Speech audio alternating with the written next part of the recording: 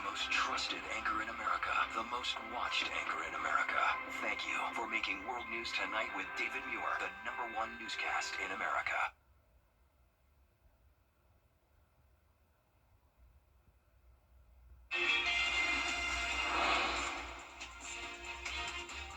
This Channel 6 at 7 honoring the life and legacy of Dr. Martin Luther King Jr., how the Peach State remembers the civil rights activist.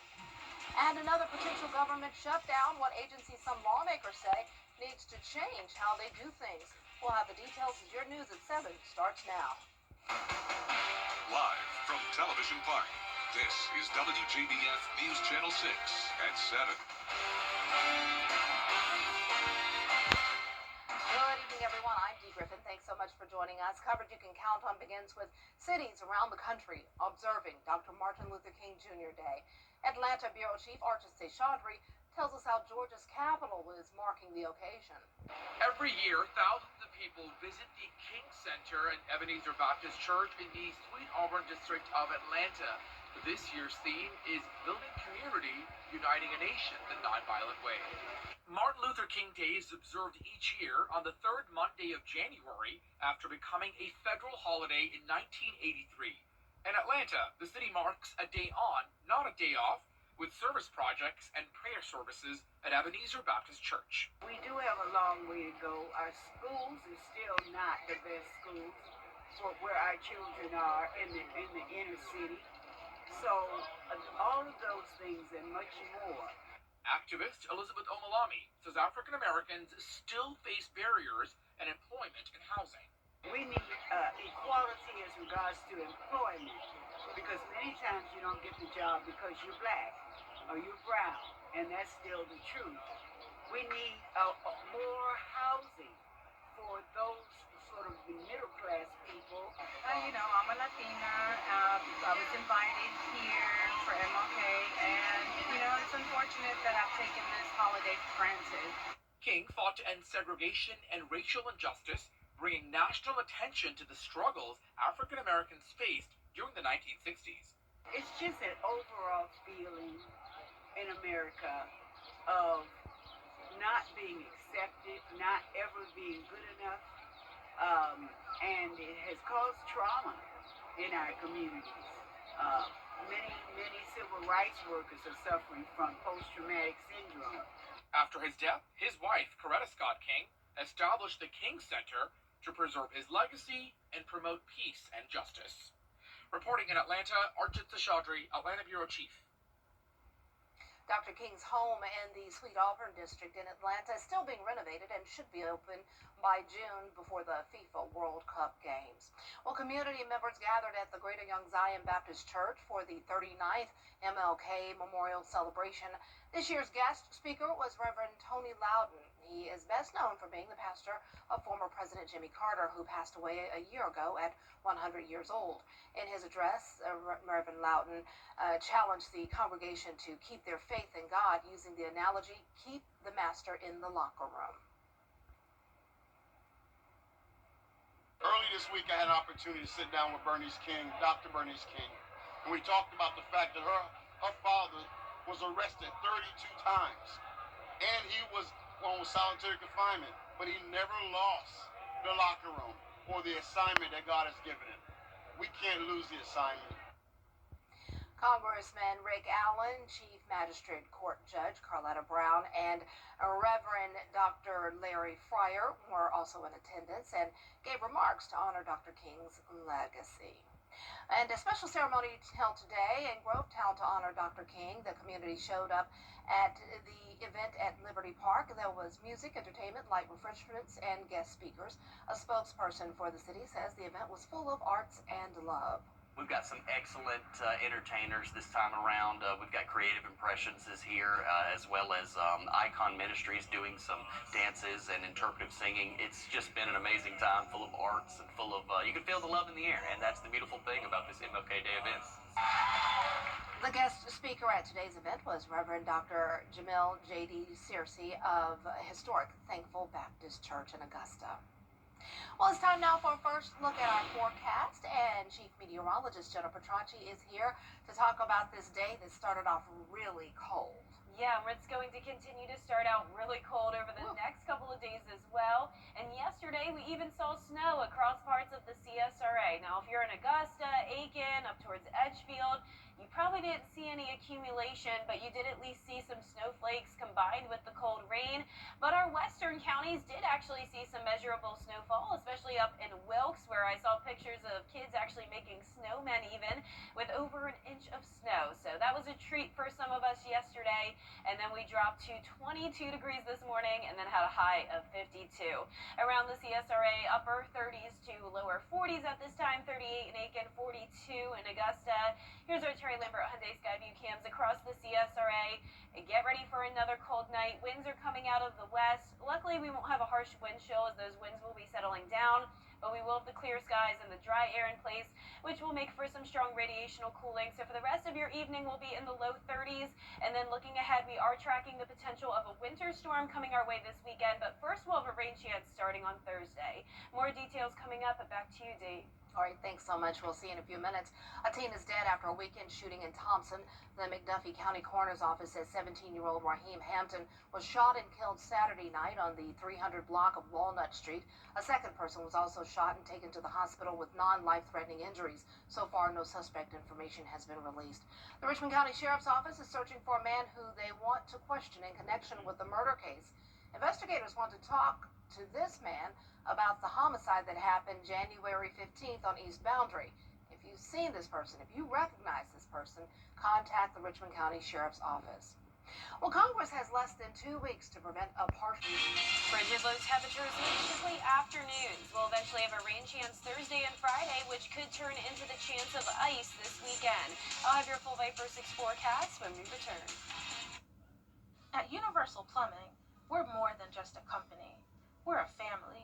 We're growing the next generation of skilled professionals and investing in the well-being of our neighborhoods. With flexible schedules, 401k matches, and competitive health benefits, we support your journey to success. Join the Universal Plumbing family, where real work meets real rewards. Your future starts here. When it comes to the weather, planning ahead is essential. That's why the 10-day forecast on News Channel 6 is sponsored by Chris Hudson Injury Law. From here, for you. For over 50 years, more. You can't always choose the weather, but you can choose your weather app. Go with the most accurate and most trusted, the Live Viper 6 mobile app. Download it today. Now, your most accurate forecast with WJBF Live Viper 6. Welcome back. It's a dry and cold night as we start out with a look at our Terry Lambert Hyundai Skyview cam in Burke County. Looking good overall. Not much happening to start the week. And then, of course, as we go into the end of the week, that's when things could look a lot more impactful. But in the meantime, we're keeping it clear tonight. 42, feeling a few degrees colder than that thanks to winds gusting up to around 15 miles per hour, sustained only up to 6. Dew points are low in the upper teens. And around the CSRA, we're in the mid-40s to lower 50s, and tonight it's going to drop into the 20s once again.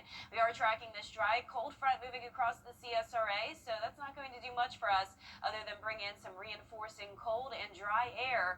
We also have the possibility of maybe seeing the northern lights again tonight. We're starting to get used to this.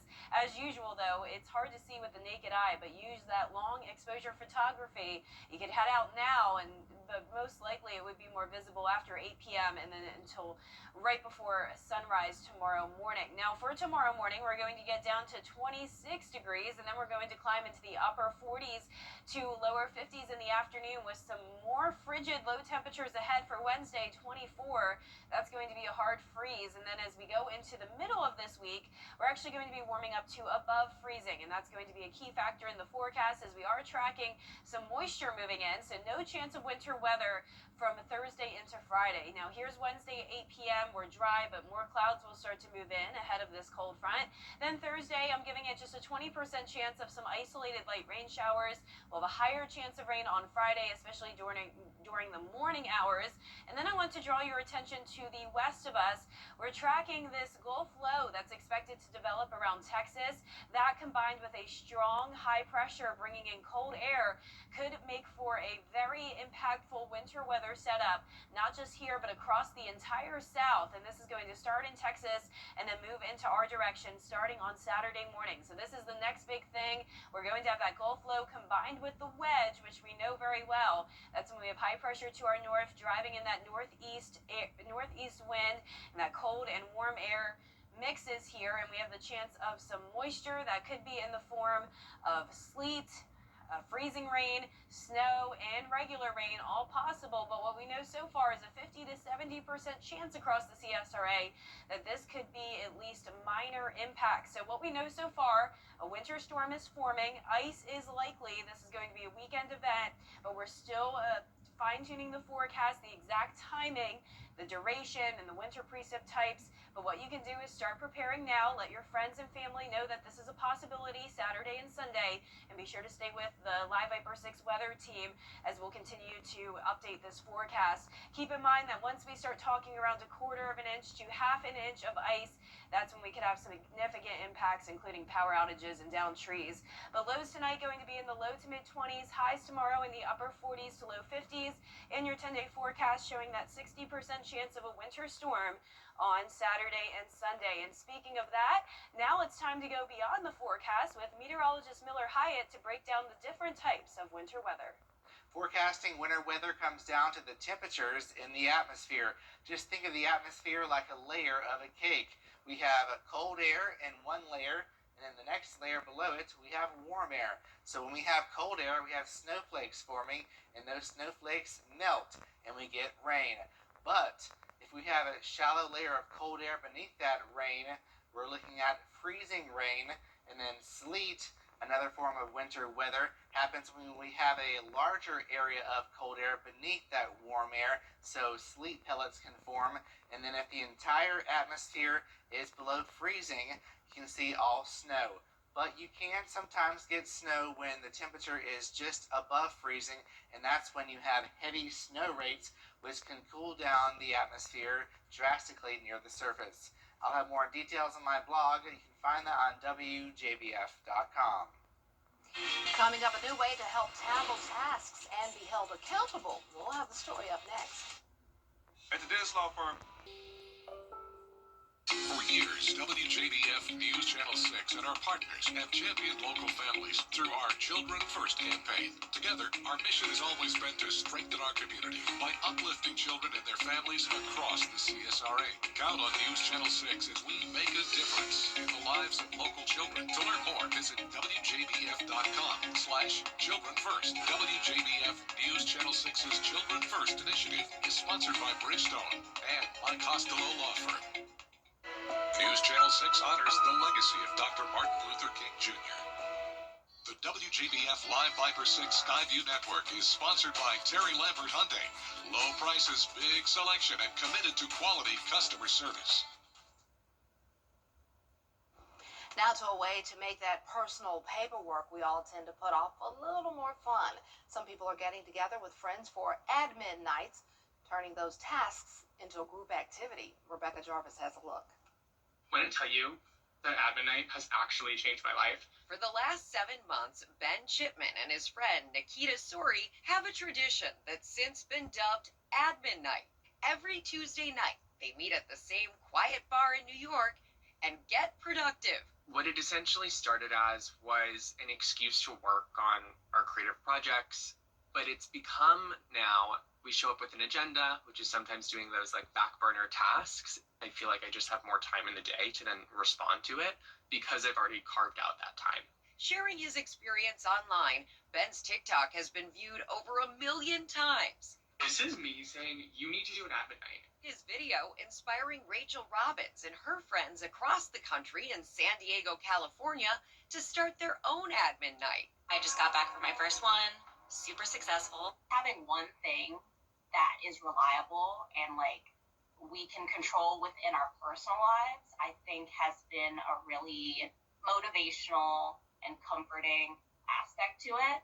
Meantime, in Cincinnati, Ohio, Kara Willis, who's the marketing director for the Mercantile Library, just hosted the first admin night for their members. We really wanted to create an intentional space for people to not only get their personal things done, but to also be able to bring in their community with them. We want people to just be able to get their best foot forward every month and to make sure they have dedicated meeting place that they can meet their friends and get things done.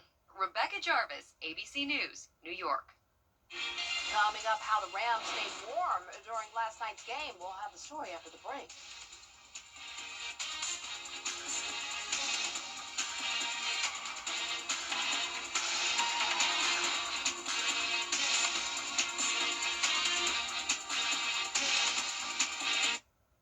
When it comes to choosing a lawyer after an accident, local experience matters. I'm Austin Jackson. I've been helping accident victims in Augusta, Aiken, and the entire CSRA for over 10 years, and I'm ready to help you right now. Call Austin Jackson, the Augusta guy. We're more than your service company. We're your neighbors. Castle. Time with your family is sacred. I cherish the moments I spend with my wife and son every day. As a lawyer, I know how an injury can change all of that in an instant. After your accident, I'm here to help you recover and get what you deserve for your injuries so you can get back to the moments that really matter. Last night, the Los Angeles Rams beat the Chicago Bears in overtime, but the team had more than one obstacle to tackle: the cold. In order to stay warm, the team bought gear, 2,000 pounds of gear, to stand the 19-degree weather. Whew. From heaters on the sidelines to wetsuits and thermal layer capes. They also had chicken broth and hot chocolate. One of their key ways to stay warm was to put cayenne pepper in their socks. Wow, that's new. I worked in Kansas City, for a couple of years. And when the Chiefs would play, they were an open dome and open arena, and they would play in the coldest weather. And I'm like, how are they doing this? And the fans would be out there, and some of them would take off their shirts and stuff. I'm like, how? It's so cold. I know. I definitely can't condone that, being out there with not enough winter weather gear. I mean, I couldn't imagine. I get cold so easily in the studio even. I know, it's always cold in here, and they say it's because of the equipment, but I think they just want to keep us awake. That's what they're trying to do. It's always cold. It definitely does keep us awake. It's cold, but I don't even have on shoes. That's a secret. And I'm sitting here complaining about being cold, but I don't even have on my shoes. That's funny, Dee. Well, you're definitely going to need some shoes this upcoming weekend. Maybe some boots, as we could have some snow, maybe ice, sleet. We're going to keep tracking it for you, but as of now, expecting that rain Thursday and Friday, followed by a winter storm this weekend. What time are you thinking Saturday? Because I know people might have plans. Yeah, still too early to say the exact timing, but sometime in the morning into Sunday morning. Okay, thanks a lot. Well, that's our time for now. Have a great night.